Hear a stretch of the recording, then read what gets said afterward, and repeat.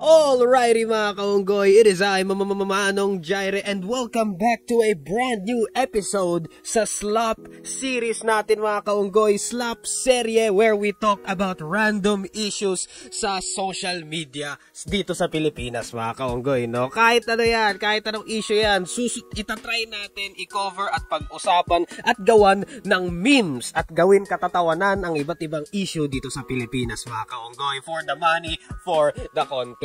So, sa mga hindi po nakakaalam, Sir Jack made an oopsie sa social media mga kaunggoy. So, saan ba nagsimula itong oopsie na ginawa ni Sir Jack mga kaunggoy? Well, sa tingin ko, originally this is para sa akin I consider this as a meme or as a joke. We all know that, like para sa akin Sir Jack right here is hindi naman siya parang hindi niya binabash yung LGBT and the entirety of the LGBT community mga kaunggoy. Wala, hindi niya binabash yung LGBT. Ang ginawa lang niya dito, he is making a harmless joke mga kaunggoy, no? So basically, ang nangyari kasi, ABS-CBN News, kinongratulate nila yung pagkapanalo. Pagkapanalo ba ni Aura Briguela? Nanalo? Okay. High school degree, mga kaunggoy, no? So, ayun nga, nanalo nag-graduate si Aura Briguela, and ang ABS-CBN News, kinongratulate siya, no? Ng her, ano ba sinabi ng ABS-CBN News dito? Basically parang sinabi, congratulations to her, ganun, blah blah blah, mga kaunggoy. So yun yung nangyari sa ABS-CBN News, and then biglang nag-chime in itong si Sir Jack Argota. Basically, para sa akin, this is a harmless joke. This is a very very harmless joke mga kaunggoy, no? So ang sinabi ni Sir Jack, anong her? Good luck bro. I'm sorry. Pero, ako kasi, mga kaunggoy, I make jokes, like, para sa akin like, lahat ng bagay pwede mong gawin joke, alright? No matter how offensive it is, mga kaunggoy. Pero that's just me, alright? Kasi, para sa akin, a meme is a meme, a joke is a joke, alright? Meron pa nga mas offensive na jokes kaysa dito, no? May mga mas offensive shit pa nga dito kaysa sa ginawa ni Sir Jack, no? Para sa akin, opinion ko lang, kasi tinry ko i-check yung mga comments mga kaunggoy, and mas malala yung mga comments na nakikita ko kaysa dito sa sinabi ni Sir Jack, no? Yung iba nga dito, parang binasa ko yung ibang comments, may mga nagsasabi dito, oh, congrats Russell West. Ayoko na ipakita yung screenshot, pero pinabasa ko yung comments ngayon. Congrats Bronny James, congrats Russell Westbrook. Saan nanggaling yung Russell Westbrook? Bronny James. Congrats Booker T. Para sa akin opinion ko lang, mas malala pa yung mga binabato ng mga nasa comment section dito mga kaunggoy. I think kaya, like, ang nangyari kasi dito, ever since pinost ni Sir Jack to, tinarget siya ng mga ibang LGBT people, mga kaunggoy, no? LGBT community. No, parang nilalait na siya tungkol sa nguso niya and shit, and yung kapansanan niya and blah blah blah, mga kaunggoy. So yun nangyari, no? Pero sa tingin ko kaya siya tinarget, it's because siya yung nag-trending at siya yung sikat, mga kaunggoy. Kasi like, sa bagay, no? Hindi naman sikat yung mga ibang nagko-comment dito kaya malamang hindi sila papansinin ng LGBT community, no? Kasi nga hindi naman sikat yung mga nagko-comment, yung mga tao nagsasabi ng congrats Booker T, congrats Bronny James. Sa totoo lang, mas malalain na mga nasa comment section, mga kaunggoy. Hindi na, para sa tingin ko hindi mean-spirited yung ginawa ni Sir Jack, no? He's just joking, mga kaunggoy. Kasi nakakita ako ng mga iba't ibang mga past posts ni Sir Jack na parang sinusuportahan niya ang LGBT community, no? So, I don't believe this is in bad faith. This is just all jokes. This is a meme, mga kaunggoy. Okay.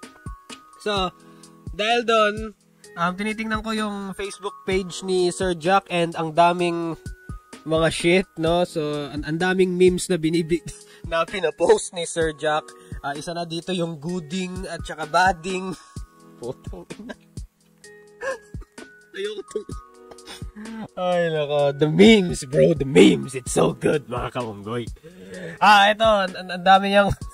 So, yeah. Dahil sikat ka, marami talaga mambabash sa'yo. And etong si Sir Jack, binabash siya ng LGBT community, I think. And ang ginagawa ni Sir Jack is, yun nga, sumasagot siya sa mga nambabash sa kanya. So ang ginagawa na lang niya ng meme at nangaasar na lang siya, mga kaunggoy, no? Ayun nga, ginagawa na lang niyang kabiruan itong mga nang babash sa kanya, which is, I think, that is the best way to do it. Pag maraming nang babash sa'yo, asarin mo na lang sila, mga kaunggoy, alright? And ito pa, ano pa ba nangyari? So, basically, ito yung gusto kong makita, sumagot si Aura. Okay? And sumagot si Aura dito, mga kaunggoy. And ang sabi ni Aura, kung may kulang sa nguso, bumawi sa puso. Heart admin. Now that right there is a good comeback by Aura Briguela, alright? That is a good ass comeback para sa akin, mga kaunggoy. Malupit yung comeback na yan. That is super hot fire, mga kaunggoy. That is holy shit. ano tong sinabi ni Sir Jack? Pag ang bakla masama ugali, bading yan, pero pag mabait, gooding yan. Putang ina. Okay, so ito. Talo ako dun. Siya ang tunay na trans. May hiwas siya. Oh my God.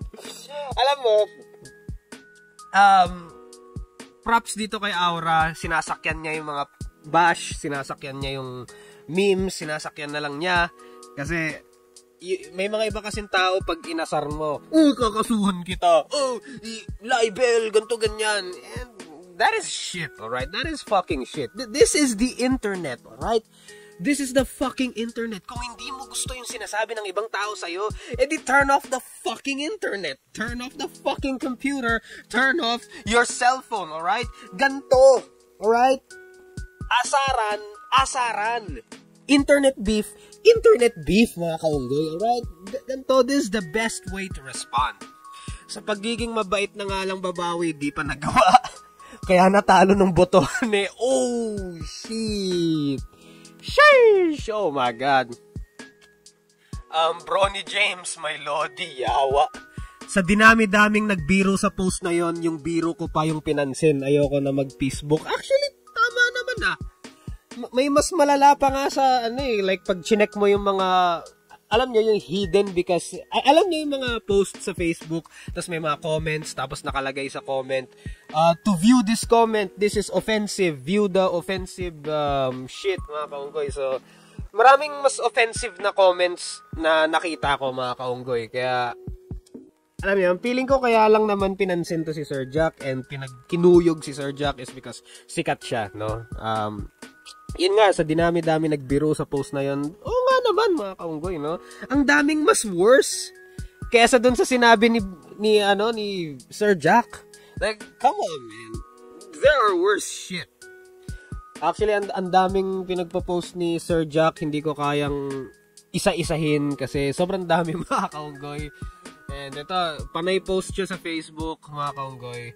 Ito sinabi ni Sir Jack, hindi ako against sa mga bading kahit kailan hindi nangyari yon. So, sinasabi niya na hindi siya against sa LGBT community. Uso ngayon yung maraming na-offend dahil na misgender sila na, bakla ako, bakit mo ako tinawag sir, diba? Ang daming mga na-offend sa mga ganun, mga kaunggoy, no? Sumagot si Aura kay Sir Jack and nagkakaroon sila ng small beef, mga kaunggoy, if you even wanna call it that, mga kaunggoy. And para sa akin, since may beef sila, why don't they just settle it in the ring?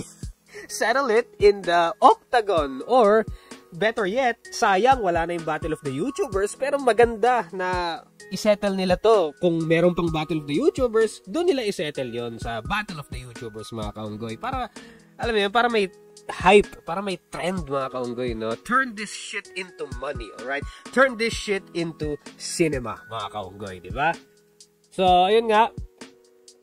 Sinabi ni Sir Jack dito na hindi siya against sa mga bading and sa mga LGBT people, mga kaunggoy, which is, ayun, okay yun, mga kaunggoy, na sinabi niya yun, no?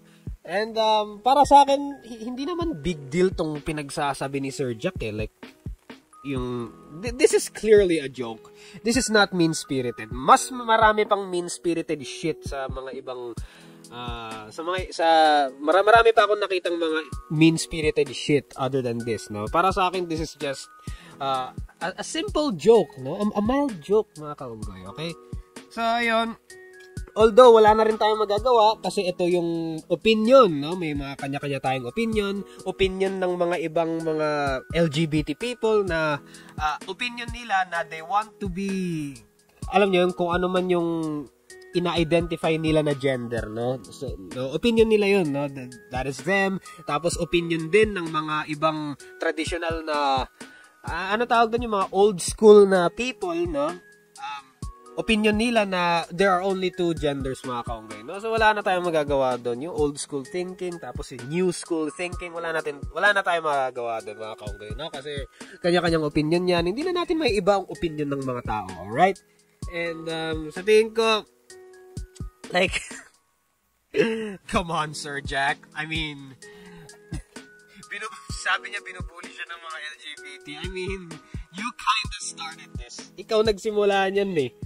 Medyo kasalanan mo rin yan, kasalanan mo rin yan kung bakit ka binubuli ngayon, eh. Alright? Real talk lang yan. Be open-minded siguro and blah blah blah and shit. Treat everything as jokes, mga kaunggoy. If it's a joke, it's a joke. As long as it's not mean-spirited, mga kaunggoy. Ganun lang. Ewan ko, internet lang yan. It's just the fucking internet. Not a big deal. It's not a big deal. Walang internet noon. Alright? Beef nila yan. Let them settle this beef. Alright? Sa tingin ko naman walang beef, eh. It's just all fun and games and jokes lang to lahat. Alright? Pero, ayun nga, mga kaunggoy, I'm just a slop tuber. I'm just